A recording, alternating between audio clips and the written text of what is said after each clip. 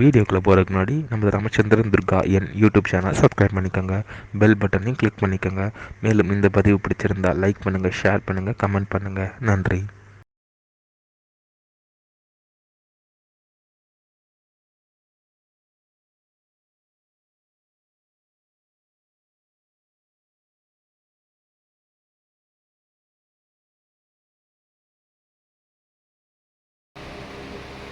ஸ்ரீகுருभ्यो நமः. ஹரி ஓம். ஸ்ரீ மகாகணாதிபதியே நமः. அனைவருக்கும் முதற்கண் கூடான கோடி நமஸ்காரங்கள், வணக்கங்கள், வந்தனங்கள். அனைவருக்கும் அன்பு கலந்த இனிய ஆசீர்வாதங்கள். நமது ராமச்சந்திரன் துர்காயன் என்ற யூடியூப் சேனலிலே சித்திரை மாதத்தில் மிகவும் விசேஷமாக கருதப்படக்கூடிய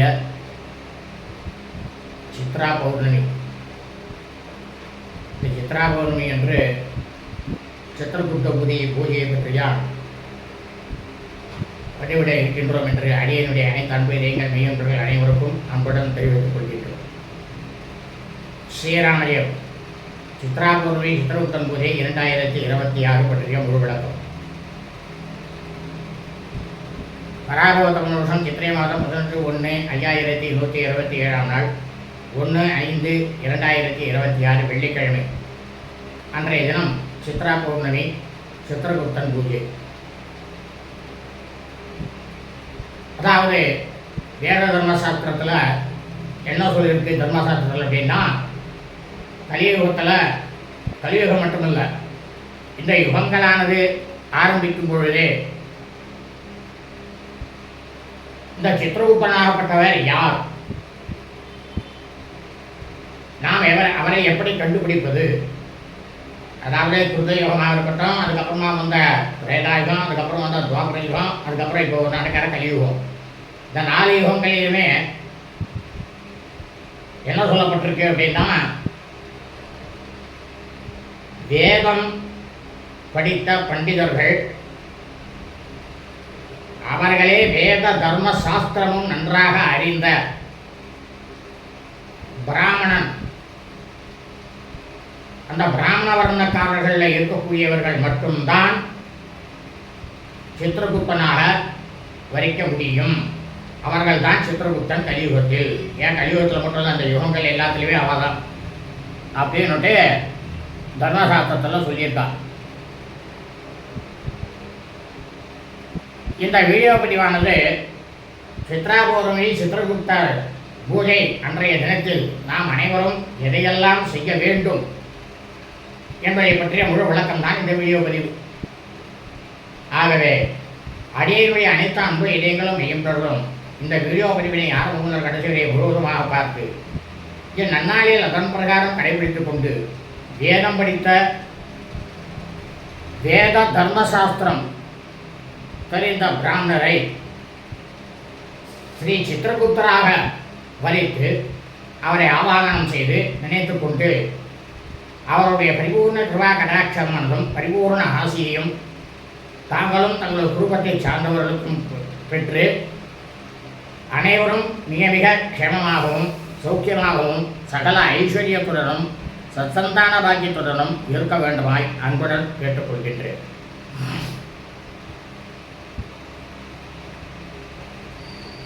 முதல்ல இந்த சித்திரகுப்தன்னா யார், அதை முதல்ல பார்ப்போம். இங்கே சித்திரகுப்தனாகப்பட்டவர் சித்திரை மாதம் பௌர்ணமி நன்னாளில் சாட்சாத் தான் தோன்றியாக இருக்கக்கூடிய ஸ்ரீ பிரம்மா அவர்தான் இவரை தோற்றுவித்தார். அபைவர் இன்னைக்கு தான் அவதாரம் எடுக்கிறார். சித்ரா பௌர்ணமியில் தான் அவதாரம் எடுக்கிறார்.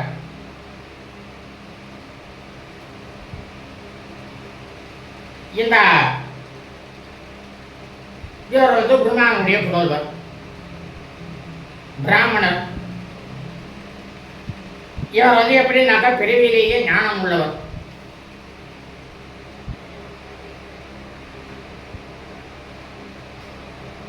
முக்கியமாக நவக்கிரக கோள்களில் இருக்கக்கூடிய கேத்து கிரகமும் இவர் தான். அவரே தான் நவகிரகத்தில் இருக்கக்கூடிய கேள்விக்காரன் வந்து ஞானாக்காரர் என்று எல்லாராலையும் அவர் வந்து அழைக்கப்படுறார்.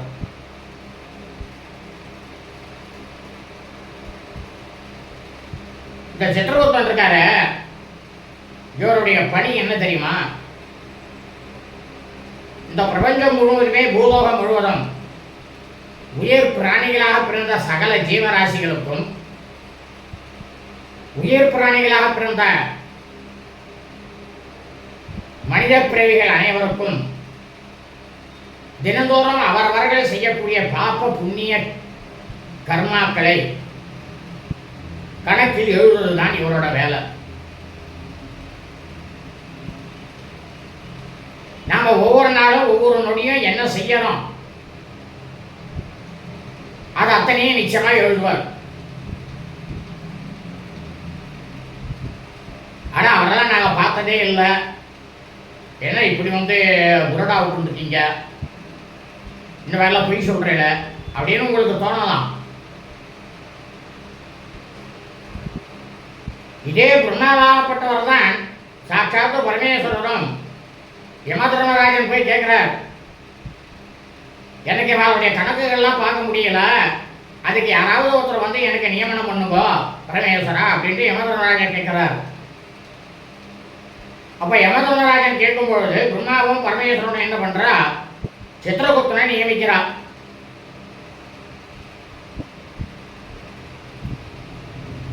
இவன் வந்து ஒவ்வொரு ஜீவராசிகளுடைய நித்தியமா அவன் என்னென்ன கர்மாக்கள் செய்யறா, பிராமண வர்ணக்காரர்கள் என்ன செய்யறா, அவளோட கர்மாவை சரியா செய்யறாளா, கத்திரிய வர்ணக்காரர்கள் அதாவது ராஜ்யத்தை ஆளக்கூடியவா அவளுடைய கர்மாக்களை சரியா செய்யறாளா,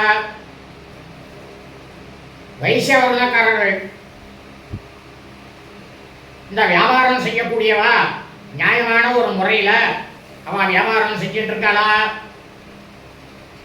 சூத்திரவர்ணக்காரர்கள் இவன் வந்து கேழ்பார் பேச்சை கேட்காம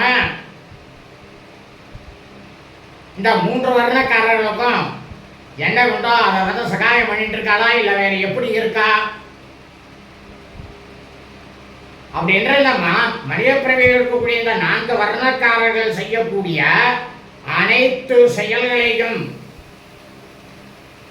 தினந்தோறும் செய்யக்கூடிய செயல்களை அவர் கணக்கு எழுதுவார்.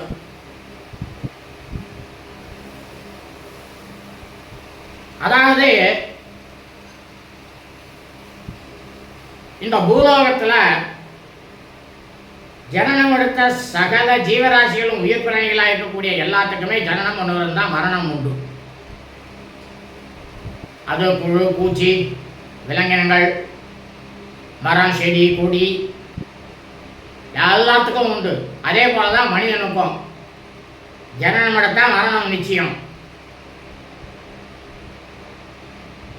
அப்படி நம்மளுக்கு மரணமானது ஆன உடனேயே நம்மளுடைய ஸ்தூல ரூபத்தை வந்து நம்ம மரணம் அடைஞ்ச நாள்லேருந்து 10வது நாள் யமதூதர்கள் கொண்டு போவான். அவன் இங்கேருந்து ஆயுஷத்தில் போகும்போது என்ன ஆகும்னாக்கா 1 வருஷ காலம் ஆகும்.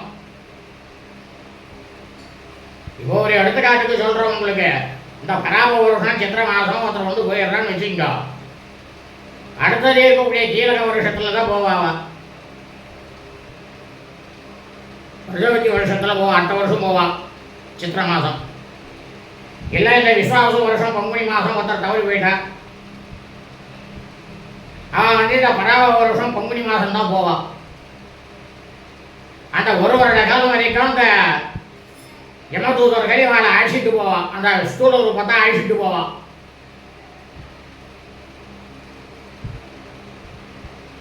அப்படி அந்த ஸ்தூல ரூபத்தை அழைச்சிட்டு அவள் போகும்பொழுது அங்கே போன உடனே யமதர்மராஜ் என்ன பண்ணுவான், சித்திரகுப்தனை பார்த்து, சித்திரகுப்தா இவர் வந்திருக்கார், இவருடைய பாப புண்ணிய கணக்கு சொல்லு,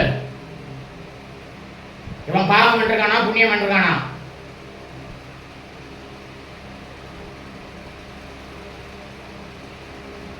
அப்ப சித்திரகுப்தன் என்ன பண்ணுவானா, அந்த ஏற்றை எடுத்துட்டு நம்ம கணக்குல புண்ணியம் இருக்கா பாவம் நிறைய இருக்கா எது நிறைய இருக்குன்னு பார்ப்பாராம். பாவத்தினுடைய எண்ணிக்கை அதிகமாக இருந்தால் முதல்ல அதுக்குரிய தண்டனையை அனுபவிக்கணும். புண்ணியமானதை நிறைய நாம செஞ்சிருந்தோம் அப்படின்னா, பாவம் கம்மியா இருக்கு அப்படின்னா, முதல்ல புண்ணியத்துக்கு உண்டான சொர்க்கத்தை போய் நம்ம அனுபவிக்கணும். அதுக்கப்புறம் வந்து அந்த பாவத்துக்கு உண்டான தண்டனையை அனுபவிக்கணும். இதெல்லாம் ஒவ்வொரு மனித பிறவிக்கும் உண்டு. இது நிச்சயம் உண்டு. இது யாரையும் பயமுறுத்தத்துக்காக சொல்லல தர்மசாஸ்திரத்துல. இது உண்மையான விஷயம்தான்.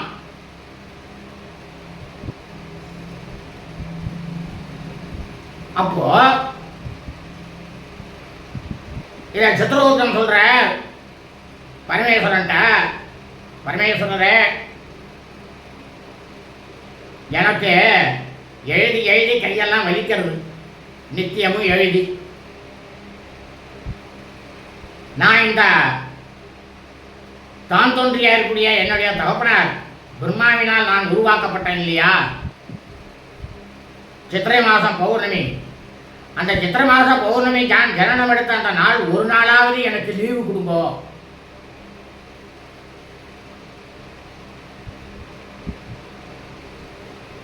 அன்னைக்கு ஒரு நாளாவது நான் வந்து கொஞ்சம் தியானம் பண்ணிட்டு நான் இருக்கணும்ட்டு நான் ஆசைப்படுறேன் அப்படின்ட்டு பரமேஸ்வரன்ட்ட கேட்டுட்டாராம். அப்ப அந்த சித்ரா பௌர்ணமி என்னைக்கு உடனே பரமேஸ்வரன் சொல்றார், சரி நான் உங்க இன்னைக்கு லீவு கொடுத்துட்றேன், ததாஸ்து. ஒவ்வொரு வருஷம் சித்ரா பௌர்ணமி அன்னைக்கு உனக்கு லீவ், விடுமுறை.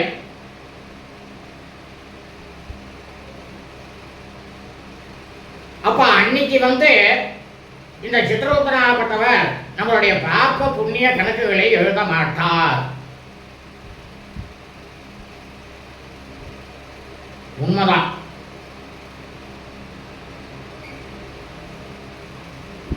ஆனா இந்த சித்ரா பௌர்ணமிக்கு மறுநாள் என்ன பண்ணுவார்? அவர் மறுபடியும் வந்து உத்தியோகத்துக்கு வந்து உட்கார போறார் எழுதுறது. அப்படி எழுதும்போது நாம எல்லாரும் என்ன பண்ணோங்கிறத பார்த்துட்டு, பாவம் நிறைய பண்ணியிருந்தா பாவத்தை வந்து ரெண்டு மடங்கா எழுது வரோம். புண்ணியம் நம்ம நிறைய பண்ணியிருந்தோம்னா அதை வந்து 4 மடங்கா எழுது வரோம்.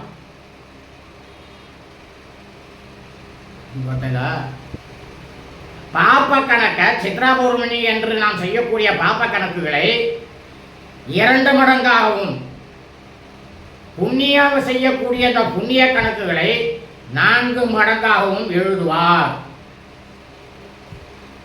இது தர்மசாஸ்திரத்தில் சொல்லியிருக்கு, ரிஷிகள் எழுதியிருக்க அந்த மாதிரி. உண்மைதான்.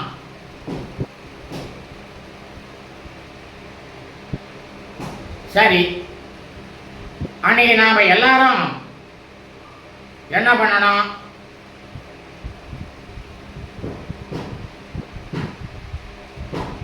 இந்த ஆகவே இன்றைய தினத்தில் நாம் அனைவரும் ஏற்கனவே உங்களுக்கு சொல்லிட்டேன், கலியுகத்தில் வந்து யார் வந்து சித்திரகுப்தன் அப்படிங்கிறத சொல்லிட்டேன்.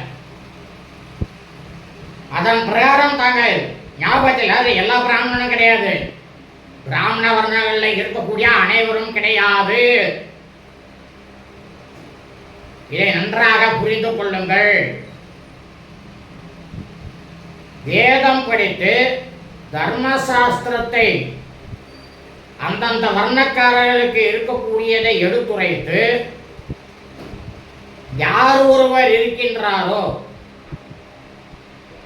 அவர்களை மட்டும்தான் செய்ய வேண்டும், அவர்களை தாங்கள் தான் தேர்ந்தெடுக்க வேண்டும். ஏன்னா அந்த 4 வர்ணக்காரர்களையும் நல்ல வழியில் அழைச்சிட்டு போறவா அவாதான்.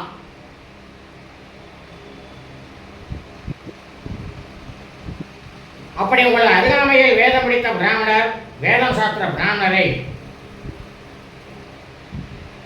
அவருடைய இல்லத்திற்கு சென்று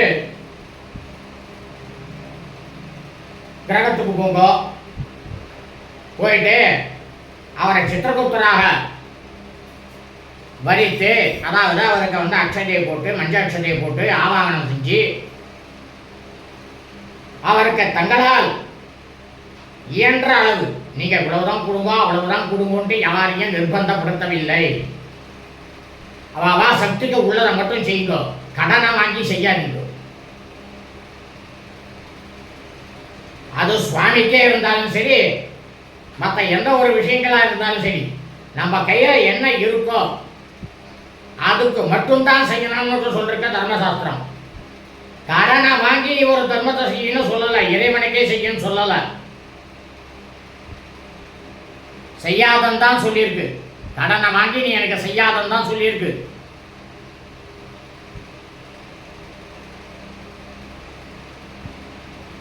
அப்ப வாழ்க்கை சௌகரியம் எப்படி இருக்கோ அதுக்கு ஏற்ற மாதிரி அந்த பிராமணருக்கு வஸ்திரம் ஒரு 9க்கு 5 வேஷ்டி. வஸ்திரம்னாக்க துணின்னு வேறு. 9க்கு 5 வேஷ்டி, பச்சை அரிசி, தானிய வகைகள். தானிய வகைகள்னா என்ன? பருப்பு சாப்பாடு முதல்ல நிற்குமா சமைக்கிறதுக்கு என்னென்ன பண்ணுவோம்? பருப்பு, உப்பு, மிளகா, புளி எல்லாம் வந்து வச்சுப்போம். சர்க்கரை, வெல்லம் எல்லாமே. அது என்னென்னலாம் நம்ம ஒரு சாப்பிட்றதுக்கு உபயோகப்படுத்துகிறோமோ அதெல்லாம் அவளுக்கு தகுந்த அளவு. பதார்த்தங்கள். பதார்த்தங்கள்னா என்ன? காய்கறிகள்.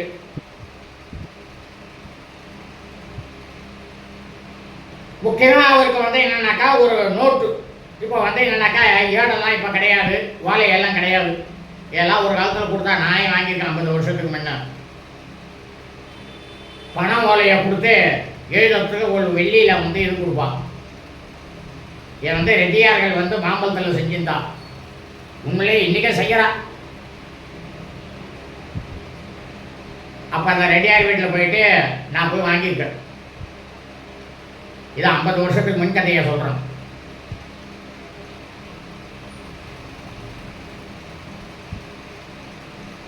அப்படி இருக்கும் பொழுது இப்போ வந்து அந்த வாழையெல்லாம் கிடையாது, வெள்ளியில் ஊசியெல்லாம் இப்போ வாங்க முடியாது, யாராலையும் வாங்க முடியாது.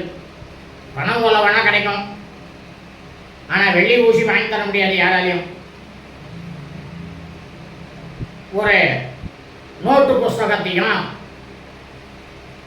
அவர் எழுதுறதுக்கு ஒரு பேனா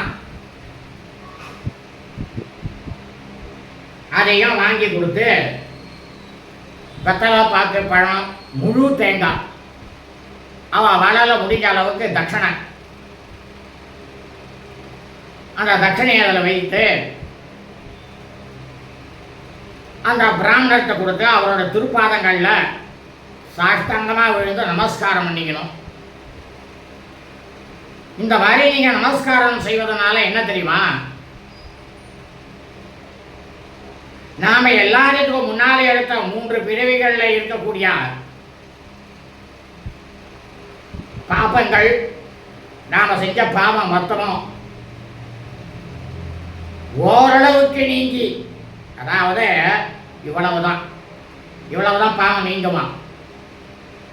இதை வருஷம் செஞ்சுட்டு வரணும். அப்போதான் நம்ம பாவ கணக்கானது போகும். ஏன்னா அவர் அந்த பாவத்தை வாங்கிக்கிறார்.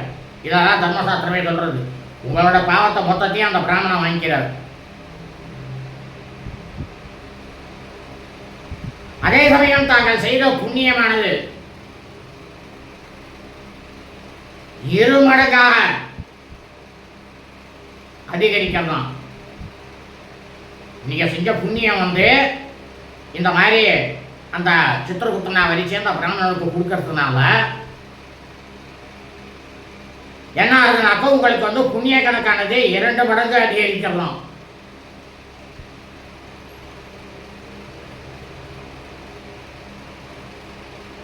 ஆகவே அனைவரும் அவசியம் இதே மாதிரி இந்த வீடியோ பதிவில் சொன்ன பிரகாரம் கடைபிடித்துக் கொண்டு ஸ்ரீ சித்திரகுப்தருடைய பரிபூர்ண கிருபா கடாட்சத்தையும் வேத பிராமணருடைய பரிபூர்ண கிருபா கடாட்சத்தையும் பரிபூர்ண ஆசியையும் பெற வேண்டுமாய் தாங்கள் அனைவரையும் அன்புடன் கேட்டுக்கொள்கின்றேன். இந்த பிராமணனுக்கு வாங்கி கொடுக்குறேன். அடவரும் பிராமணன் தானே, ஐயர் தானே, பூத்து போன அரிசி நம்ம ரெண்டு வீட்டில் வந்து ரொம்ப நாளாக வாங்கி வச்சுருக்கோம். அதில் வண்டு கிண்டு பூச்சி எல்லாம் இருக்கும். அதை தூக்கி கீழே கொட்டுவோம். அதை வந்து நல்லா எடுத்துக்கிட்டு அந்த பூச்சியெல்லாம் எடுத்துட்டு அதை கொண்டு போய் அந்த தானியத்தை கொடுக்கறது.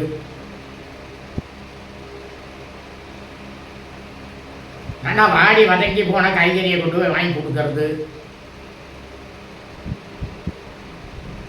நீங்கள் வந்து ஒரு 1/4 கிலோ பச்சரிசி வாங்கினா கூட சரி, அதை அவர் சாப்பிடணும்.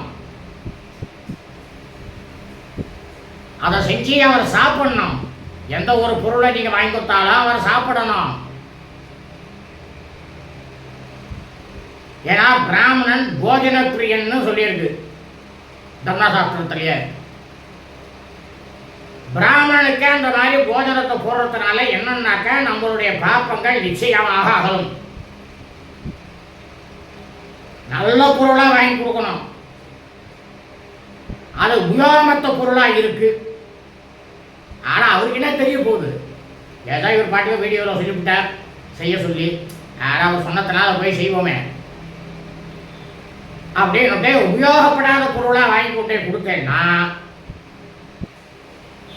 நீங்கள் வந்து அவருடைய காலை வந்து நமஸ்காரம் பண்ணினாலும் இந்த பாவ கணக்கானது 5 மடங்கு உயரும்.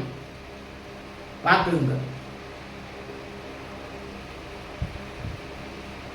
உங்களுடைய பாவ கணக்கு 5 மடங்காக உயரும்னு சொல்லியிருக்கு தர்மசாஸ்திரத்தில். நான் சொல்லலை உங்களை.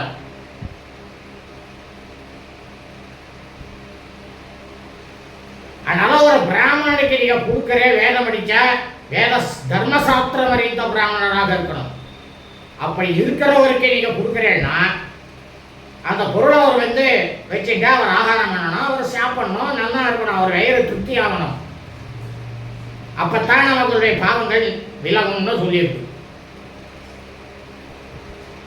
அவசியமாக அனைவரும் சித்ரா பௌர்ணமி தினத்தன்று சித்திரகுப்த பூஜைக்கு இந்த வீடியோ பதிவில் சொன்ன பிரகாரம் கண்டிப்பாக செய்ய வேண்டுமாய் அனைவரையும் அன்புடன் கேட்டுக்கொள்கின்றேன். வாழ்க வளமுடன் நலமுடன். இனிய ஆசீர்வாதங்கள். லோகா சமஸ்தா சுகினோ பவந்து. சுபமஸ்து. ததாஸ்து.